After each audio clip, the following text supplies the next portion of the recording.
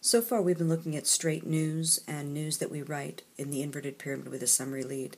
Now we're going to take a look at some other options that are out there. I love this cartoon because no matter what kind of writing you're doing, it is hard work. And what we're going to try to look at now are ways that we can make our job a little bit easier by taking one story idea and building into more story ideas, or maybe taking a different look at how to structure a story.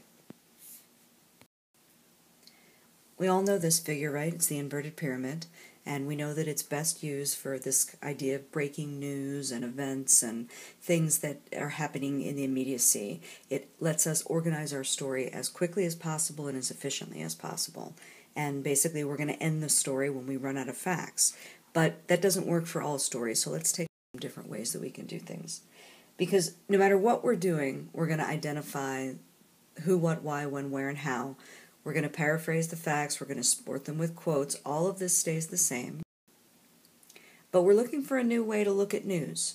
So maybe now we're looking at what is the problem exactly, what it means to people, and this is the body that we're looking at. What happens next is kind of a secondary body that we have in these sort of stories. And then we're going to bring ourselves home with a kicker.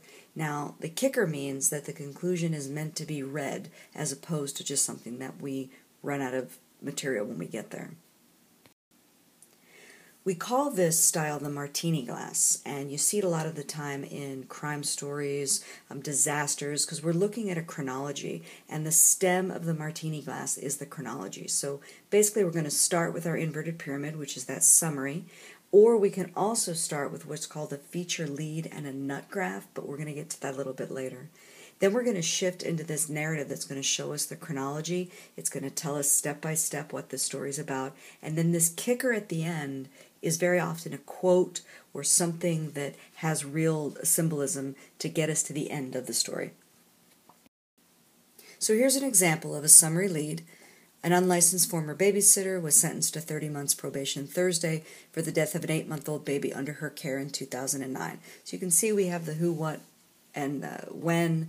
We have the why. So then we get into the next most important information, which is the name of the babysitter and some other facts about her. Now here's the body that we're looking at, how she pled guilty to reckless conduct, and she was charged with involuntary manslaughter, that basically she left this baby strapped in a car seat covered with a blanket for 5 hours while she taxied her daughter to high school twice, etc.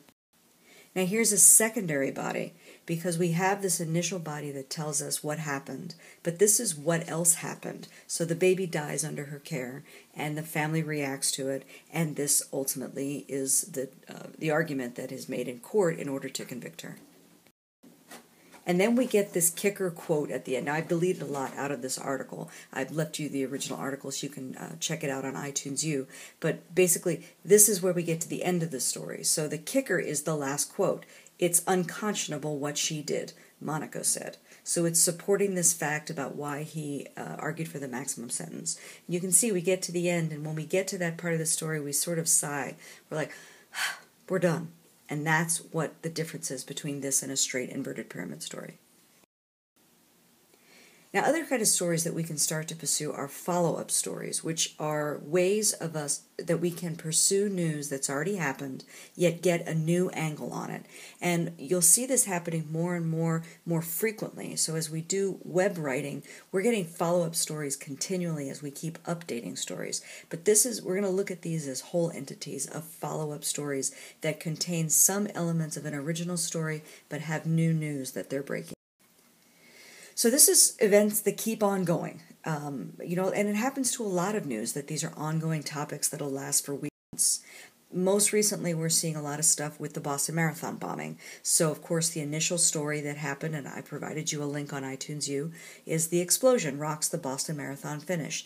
That was the story that broke on the first day, which was April 15th. Now, a secondary story that happens a little bit down the line, the Boston Marathon bombing suspect is now able to speak, calls his mother in Russia. So here's another story, and when you read the story, you'll see that it contains facts from the first story so that we get up to date. Now, a third story that we came out of this, and this is just one of many stories that were out there, had to do with the bombing victim who went to her prom on crutches and was named the Prom Queen. So it was a little bit of a feature angle to the bombing story, a story that follows up. We still include some of the material about the bombing, but now we're starting to focus on the people who were involved. This structure always has a fresh lead that's reflecting something different and something new about the story, but we have the same thread that ties it all together in that we have important background from the first story that we read. The Cleveland Kidnapping is another situation where we're going to see lots of follow-up stories to that. The first story on May 6th, the headline, Barry De Jesus Knight Found Alive, Police Source Confirms. And I've given you the link to that story on iTunes U, and here's information about the story that shows us this initial story. Now on May 10th, we had another headline, The Rescue of Amanda Berry, Gina De Jesus, and Michelle Knight, 30 Minutes That Ended a Decade of Nightmares. So this was a follow-up story that sort of went behind the scenes of what happened and how police saved them. And this is the lead from that story. So you can see how different this is, much more of a feature lead. We've gotten past the initial news, and now we want to go behind the scenes of that. And then on May 21st, there was another story. Amanda Berry, Gina De Jesus, Michelle Knight say thanks for Courage Fund, total now more than $650,000. And you can see this lead still tying us together with the facts of these women being rescued, but now it has to do with a discussion about a charity that's been founded to benefit them.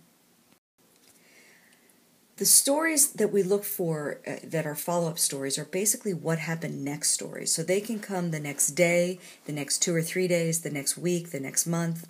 We're looking at what caused something to happen. So we're constantly looking at the bombing in Boston to find out what happened with these suspects, why they did what they did, what police are finding out, what are the consequences of their actions. The same thing applies to that story up in Cleveland. We want to know how it is that these women could have been missing for so long, right in this neighborhood.